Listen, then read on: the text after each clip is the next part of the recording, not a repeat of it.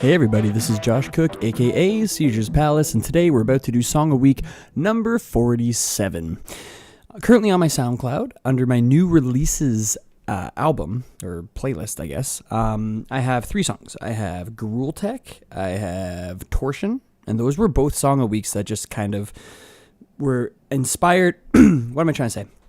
They were good enough to make my Seizures Palace album, my upcoming album. So there's actually a third one, a Dominant Tonic Stirred, and that's the only one that I haven't actually done as a song a week. It was just kind of done beforehand, and it was one of the first ones up. And I thought maybe I could go through and kind of dissect how that song was made and what's going on within that song. So let's check it out. All right, so let's have a little preview of the song in case you haven't heard it. It sounds a little something like this.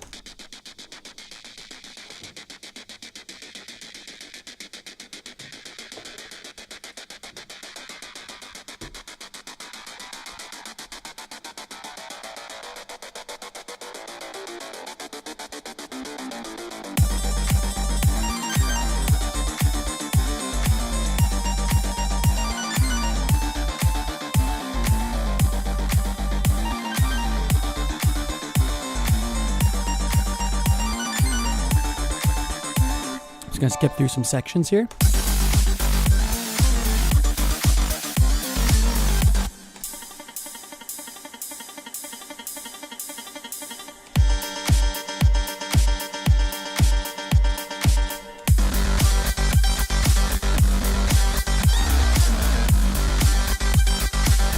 Alright, so there's a little preview of the song. In case you're not sure why it's called A Dominant Tonic Stirred, which is kind of a weird title. The whole purpose, sorry, I was checking something out. I'm still sick. My brain feels sick too right now. The reason why I called it A Dominant Tonic Stirred is because within a scale, in Western classical music theory, the first note of a scale is called the tonic, and the fifth note of the scale is called the dominant. And my chord progression here is going 1, 5, 1, and it's going between those main roots, the 1 chord, the 5 chord, that kind of idea. So hence dominant, tonic, and stirred, because the different sections kind of play around with how I'm using the 1 and the 5 as the melody or the chord progression / harmony, whatever you want to call it. So, hence the name A Dominant Tonic Stirred. And because a tonic, like a gin and tonic, is a drink, and James Bond is always like shaken, not stirred, that kind of idea, I thought it kind of sounded like a drink order, A Dominant Tonic Stirred. So, and that's the reason for that. You can see there's a whole lot of parts going on in here. This is massive, this is massive, this is massive. I'm using massive as a synth a lot in this song because it's one of my older songs before I had Serum. Silent, silent, silent, silent for the leads, contact for the harpsichord, some more massive, and analog. Is this operator? It's operator. What am I talking about? Operator for sub. Hi-hat loop, couple of those, some white noise, the main drums. Let's go through and just dissect it a little bit more. Excuse me, so this was summed into audio, just as like a nice little loop. No, I did not play this, by the way, in case anyone was wondering. That's really super fast. I think it's like 30-second notes or something. I mean, this I could play, but this run, this is crazy.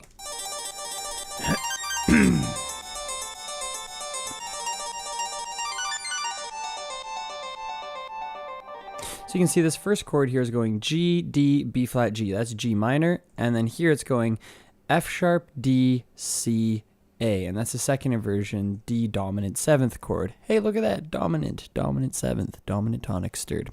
So it's going 1, 5, 1, that kind of idea.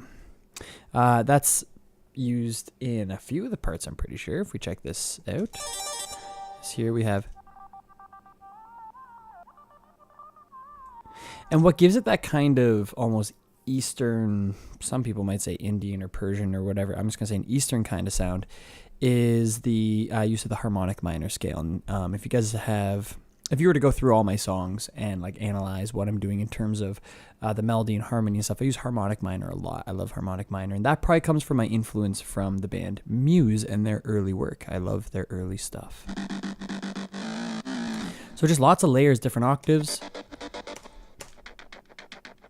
And then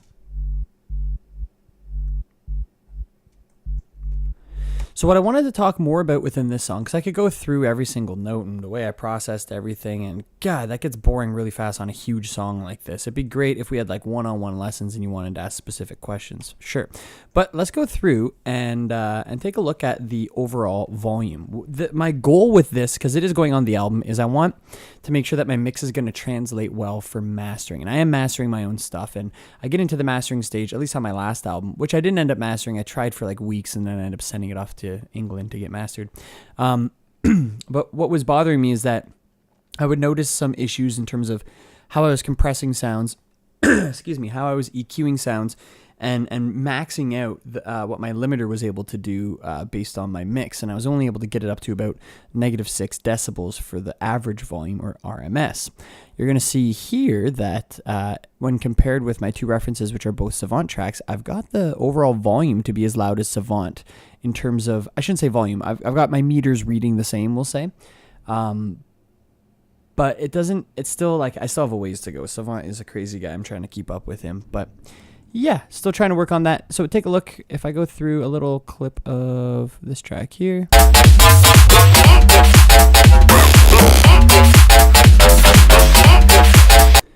The guy's a beast. He's at like -3 for his average volume, and it's clear as day. Don't know how he does it. It's funny, if you put a Savant track through a limiter and squash the limiter, it's hard to squash his tracks. He's just got everything sitting well in the mix. It's friggin' perfect. Listen to this track.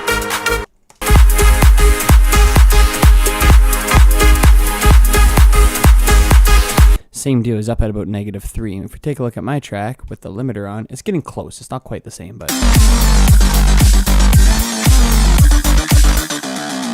So it's kind of falling down below that -3 down to like 6 or -6 or -8, that kind of idea. But I've just got touching that sort of same volume. So if you're ever trying to get the same average volume, start with your sub and your kick. Because if I was to just, for example, solo, kick, and sub, and listen to that, that's where all the beef is coming from for the average volume. And if you read up online, there's some articles, I'm not going to send you one here, but do the research yourself, but there's some articles that talk about how you can have your sub almost at like 0 at nominal gain, or whatever you want to call it, and you can still add a whole lot of upper harmonics without squashing in your limiter if you're EQing and compressing properly. And a lot of these tests are done with pink noise, which evenly distributes volume throughout the frequency spectrum. Again, I use that word volume with caution, but we'll say volume for now. So yeah, if I was to play it now, so it's not so loud.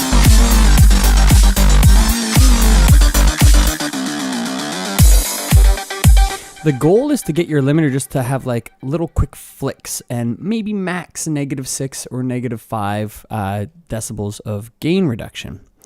That being said, there's still some, like if I throw this EQ on,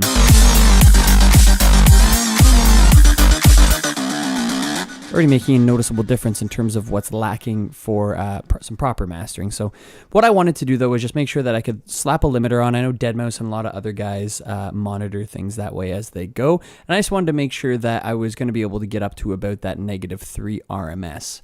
I think my next album is going to be phenomenal, quite honestly, now that I have Serum, now that I'm much more educated with mixing, and I'll have these 52 weeks out of the way, so to speak, so I can just really focus on creating Seizures Palace music and like the best of the best. Like a lot of the tracks that I've done for Song a Week, there's been times where I've had like no time to write the song. It was about being consistent, keeping myself composing, and obviously learning some stuff along the way too. And most importantly, I think being able to teach a little bit along the way for free, right? So you guys might be able to pick up some tips if you go back and watch the whole series, so to speak. But look at this. There's a bajillion synths. There's a whole lot going on in terms of CPU power in the background. I probably could have summed some of this up and froze it and flattened it and that kind of stuff, but it was working. I also have an instance of, oh no, this isn't Serum. I duplicated it, made it into a Serum patch, and then ended up reverting back to Massive. But there's this guy. It's like upper bass. This is kind of like low mid stuff. Or mid high, or high, and then really high. So really filling out the spectrum, not just with EQ decisions, but with layering. And I think that that's really important. setting your synths in different octaves, EQing them differently, and then still bussing everything so that way there's still some commonality happening between the synths. There's a whole lot of processing going on in this song. I'm not going to take you through the whole thing, but I did want to show you guys what was going on in this song, A Dominant Tonic Stirred, which will be coming up on my album released May 12th, 2017. And by the 14th or 15th, probably by the 12th, I'm hoping by the 12th, it'll be up on iTunes, Spotify, Amazon, Google Play, whatever else. It's going up onto TuneCore, and TuneCore is great for doing digital distribution onto all the main platforms. I don't know about iTunes Music, though. I'm not so sure about that. I think it's just regular iTunes. Anyway, come to think of it, if it's on iTunes, it's probably on iTunes Music. Forget it. All right, I'm done for today. Don't forget to like, comment, subscribe. I will see you next week, and I got a special treat for you next week. Peace.